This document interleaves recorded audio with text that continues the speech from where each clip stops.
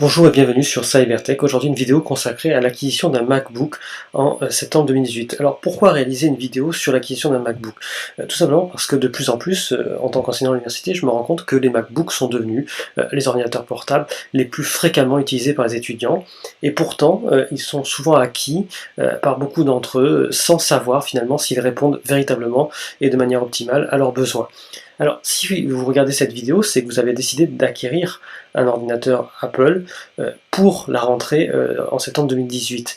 Donc, ça veut dire que d'une part, vous n'allez pas repousser votre achat ultérieurement, vous avez besoin aujourd'hui d'acquérir un MacBook, sachant qu'en réalité, il peut y avoir des mises à jour assez imminentes, en réalité, peut-être fin septembre, début octobre, d'une partie de la gamme qui va être renouvelée.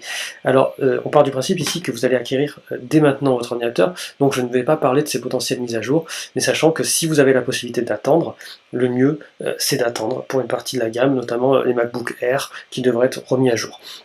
Alors ensuite, on part aussi du principe que si vous regardez cette vidéo, c'est que vous souhaitez un ordinateur Apple. Donc je ne vais pas me lancer dans le débat sans fin de savoir si un PC sous Windows 10 ou un PC sous Linux est meilleur qu'un ordinateur sous macOS. Donc vous souhaitez l'écosystème Apple. Alors on va faire cette vidéo histoire de faire un peu un topo finalement, un bilan de la gamme des MacBook. Alors la gamme des MacBook, elle comprend trois modèles qui se divisent ensuite. Donc d'abord le MacBook Retina 12 pouces. Alors ce MacBook Retina 12 pouces, c'est le moins puissant de la gamme, c'est le plus compact. C'est un MacBook que moi je considérais, malgré son prix déjà fort élevé, comme un ordinateur secondaire. Un ordinateur qui va être très compact et donc parfait pour la prise de notes en amphi, qui va être bien pour du surf internet, mais dont l'écran 12 pouces sera assez inconfortable si vous avez des travaux de longue haleine à réaliser, tels que des mémoires ou des rapports de stage, des rapports de recherche, etc. Parce qu'un écran 12 pouces c'est quand même trop petit. Alors prévoir un écran externe, sachant que l'inconvénient de ce MacBook c'est qu'il a une connectique très limitée, donc il faudra trouver un écran externe compatible avec cette connectique là. Ou du moins, vous devrez acheter un adaptateur pour relier votre MacBook à l'écran externe dont vous disposez déjà. Alors, c'est un peu le défaut finalement de ce MacBook Retina, c'est que certes il est très fin, mais comme sa connectique est assez faible, il va falloir investir dans des adaptateurs, dans un dongle USB-C, en fait, pour pouvoir relier tous vos anciens appareils qui sont en USB-A, tels que les vieux disques durs, les clés USB, etc. Donc c'est finalement un appareil fin, mais il faudra acheter aussi tout un tas d'adaptateurs et dongles à côté qui vont encore augmenter finalement une facture déjà assez importante. Donc à réserver vraiment à ceux qui font des tâches uniquement de prise de notes et qui ont la possibilité d'avoir un ordinateur principal de travail ensuite ou un écran externe. C'est un ordinateur qui est peu puissant, donc ne pensez pas montage photo, retouche vidéo, c'est impossible. Calcul scientifique, logiciel professionnel, ils ne tourneront pas même si vous installez Windows dessus. Donc les jeux n'y pensez pas non plus, sauf vraiment des jeux très très légers.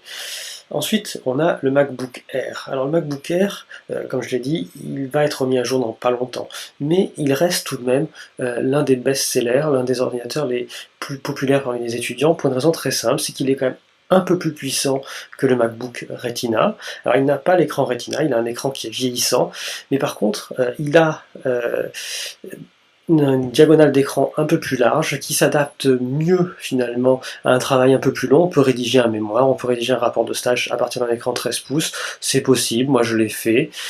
J'ai écrit ma thèse sur un MacBook, alors non pas Air mais un MacBook Pro d'une diagonale 13 pouces et c'est tout à fait possible. La puissance offerte par le MacBook Air est un peu supérieure à celle du MacBook Retina, elle est suffisante pour la plupart des tâches courantes, sans lenteur particulière. Alors même si c'est un ordinateur qui est un peu vieilli, il reste assez léger, il reste plus abordable que le MacBook Retina, et j'aurais tendance à conseiller, malgré la vieillesse de cet ordinateur, encore aux étudiants de prendre un MacBook Air, notamment via le Refurb ou via l'Apple Store Éducation, puisque comme vous êtes étudiant, vous avez droit à des remises en passant directement sur le site d'Apple. Donc l'Apple Store Éducation, vous pouvez avoir des réductions assez intéressantes. Les modèles d'occasion aussi peuvent être recherchés.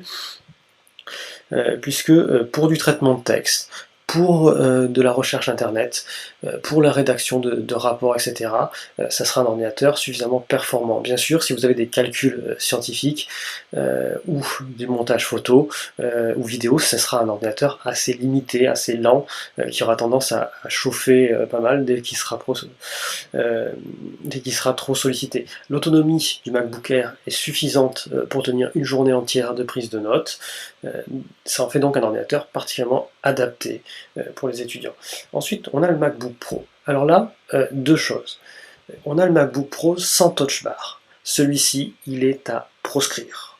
Il ne faut pas le prendre, parce qu'il y a le défaut du clavier papillon, un clavier qui prend la poussière, qui se bloque en permanence, sur lequel il y a des retours en garantie fréquents. Même s'il est moins cher, il ne faut pas le prendre. En plus, il n'a pas été remis à jour, il a des processeurs vieillissants, bon, tout comme le MacBook Air, mais avec ce défaut de conception en plus que n'avait pas le MacBook Air. Donc je le déconseille fortement. Après, on a le MacBook Pro avec Touch Bar qui vient d'être remis à jour. Et là, deux choses. Soit vous avez besoin de prise de notes. Simplement, vous êtes un étudiant qui veut faire de la prise de notes et peut-être un tout petit peu de jeu léger, etc.